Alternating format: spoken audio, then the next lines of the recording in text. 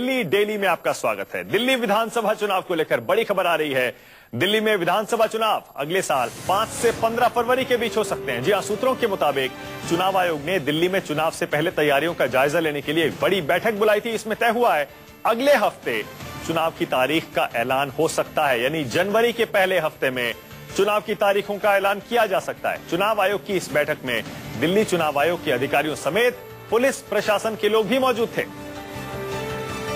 चुनाव आयोग और पुलिस ने दिल्ली चुनाव के लिए तैयारी कर ली है, लेकिन दिल्ली के दंगल में दांव आजमाने वाले राजनीतिक दल भी पूरी तरह से तैयार हैं।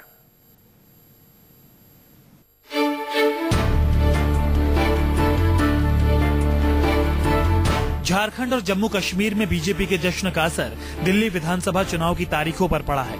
दोनों राज्यों में बीजेपी को मिली कामयाबी की वजह से फौरन ही दिल्ली के दरवाजे पर चुनाव ने दस्तक दे दी है। अगले चंद दिनों के अंदर दिल्ली में चुनाव की तारीख का ऐलान हो सकता है। चुनाव आयोग के उपचुनाव आयुक्त विनोद जुत्शी लगातार बड़ी बैठकें कर चुनाव तैयारी का जायजा ले रहे हैं। दिल्ली पुलिस दिल्ली में सुरक्षा के इंतजामों की समीक्षा कर रही है। चुनाव आयोग चुनाव कर्मचारियों को ट्रेनिंग की तैयारी में जुट गया है। बस मतदाता सूची प्रकाशित होने की देर है और दिल्ली में चुनाव का ऐलान हो जाएगा। चुनाव की तैयारियों का जायजा लेने के लिए चुनाव आयोग के अधिकारियों ने बुधवार को एक बैठक की। बैठक के बाद चुनाव आयोग ने बयान जारी किया कि 2015 के मतदाता सूची की समीक्षा और सटीक मतदाता सूची तैयार करने को लेकर बैठक बुलाई गई थी। चुनाव आयोग दिल्ली की मतदाता सूची को आखिरी रूप देने में जुटा हुआ है।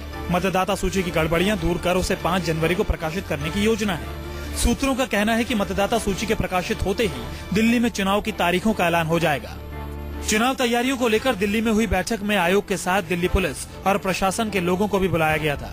सूत्रों के मुताबिक जल्द से जल्द चुनाव की तारीख के विकल्प पर चर्चा हुई तो पुलिस की ओर से सुझाव दिया गया कि 26 जनवरी को अमेरिकी राष्ट्रपति बराक ओबामा के दौरे के बाद चुनाव की तारीख ठीक रहेगी। ऐसे में 5 से 15 फरवरी के बीच किसी दिन चुनाव कराने का ऐलान अगले ही हफ्ते होने की पूरी संभावना हो गई है।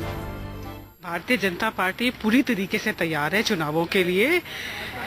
एक पार्टी आई थी पिछले साल जो 1 साल भी पुरानी नहीं थी। जिस प्रकार से उसने दिल्ली की जनता को बरगलाया, जिस प्रकार से झूठे वादे किए और 49 दिन की सरकार छोड़कर वो भाग गए और वो सारे के सारे वादे धरे के धरे रह गए, तो भारतीय जनता पार्टी इस समय कम्प्लीटली इलेक्शन मोड में है। और मैं समझती हूँ कि अभी 2-4 दिनों में हमारा जो विजन डॉक्यूमेंट है दिल्ली के लिए वो भी रिलीज होने वाला है। तकरीबन साल भर से चुनी हुई सरकार का इंतजार कर रही दिल्ली को अब एक बार फिर वोट डालने का मौका मिलने वाला है, क्योंकि इसी साल 14 फरवरी को केजरीवाल ने सीएम पद से इस्तीफा दिया था, जिसके बाद 17 फरवरी से दिल्ली में राष्ट्रपति शासन लगा हुआ है। हालांकि नवंबर तक विधानसभा निलंबित हालात में रही और अब विधानसभा भंग होने के बाद 6 महीने के अंदर चुनाव जरूरी है। तो दिल्ली में चुनाव की तारीखों का ऐलान भर बाकी है, वरना दिल्ली में जिस तरह से राजनीतिक पार्टियां चुनाव प्रचार और तैयारी को लेकर जोर शोर से जुटी है, उससे भी चुनावी मौसम का एहसास हो रहा है। खासकर बीजेपी की ओर से इस बार दिल्ली में सबसे ज्यादा दम लगाया जा रहा है। वहीं केजरीवाल की तो पार्टी के वजूद का ही सवाल है। ऐसे में दिल्ली में जबरदस्त चुनावी मुकाबला इस बार देखने को मिल रहा है। जम्मू कश्मीर जैसे राज्य में बीजेपी ने इतिहास रच दिया। झारखंड के इतिहास में पहली बार बीजेपी सबसे ज्यादा सीट लाकर अपना सीएम बनाने जा रही। इन 2 चुनाव नतीजों ने दिल्ली में बीजेपी का मनोबल काफी बढ़ा कर रखा है, लेकिन बीजेपी को अपने मुकाबले सबसे बड़ी चुनौती केजरीवाल की ताकत का भी अंदाजा है। लिहाजा मोदी और बीजेपी दिल्ली में कोई कोर कसर छोड़ना नहीं चाहते। मोदी ने दिल्ली के दंगल में अपनी पार्टी की सारी ताकत झोंक रखी है। अरुण जेटली से लेकर राजनाथ सिंह तक दिल्ली में कार्यक्रम उद्घाटन और शिलान्यास करते दिख रहे हैं। पार्टी के अध्यक्ष अमित शाह तो पूरा देश छोड़कर दिल्ली में ही सुशासन दिवस पर झाड़ू तक लगाते दिख रहे हैं।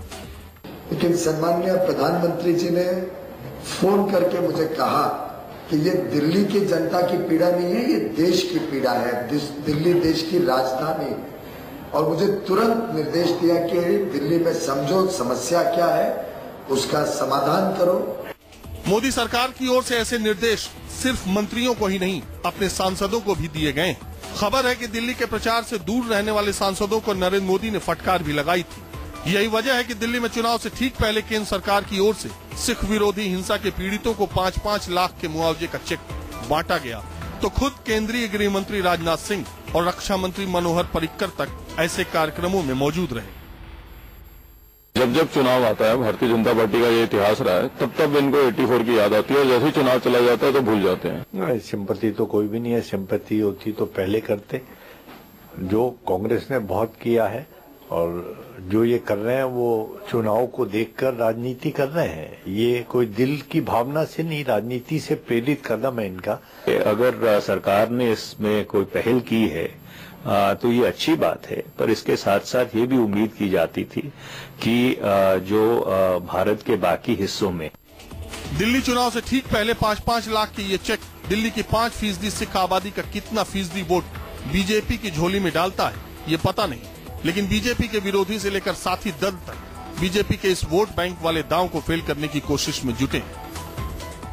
कांग्रेस पार्टी हमेशा इसकी पक्षधर रही है कि वो दंगे गुजरात के हों या वो आहत व्यक्ति दिल्ली के हों, सबको संपूर्ण न्याय मिलना चाहिए। परंतु दिल्ली के चुनाव के मौके पर आहत लोगों की भावनाओं का इस्तेमाल राजनीति के लिए अवश्य नहीं होना चाहिए। मैं समझता हूं कि जो पैसा है वो किसी जान की कीमत नहीं हो सकता है, लेकिन ये जरूर है कि एक सरकार की तरफ से जेस्चर है, उम्मीद है लोगों को कि अब हमारे को इंसाफ भी मिलेगा। दिल्ली में हर छोटे बड़े मौके पर केंद्र सरकार के मंत्रियों की फौज दिख रही है। ये तस्वीरें राजघाट पर पावर सब स्टेशन के शिलान्यास की। जरा देखिए ऊर्जा मंत्रालय के कार्यक्रम में कैसे केंद्र के हैवीवेट मंत्री हाथ बांधे खड़े। कुंदन सिंह, दिल्ली, न्यूज़ 24।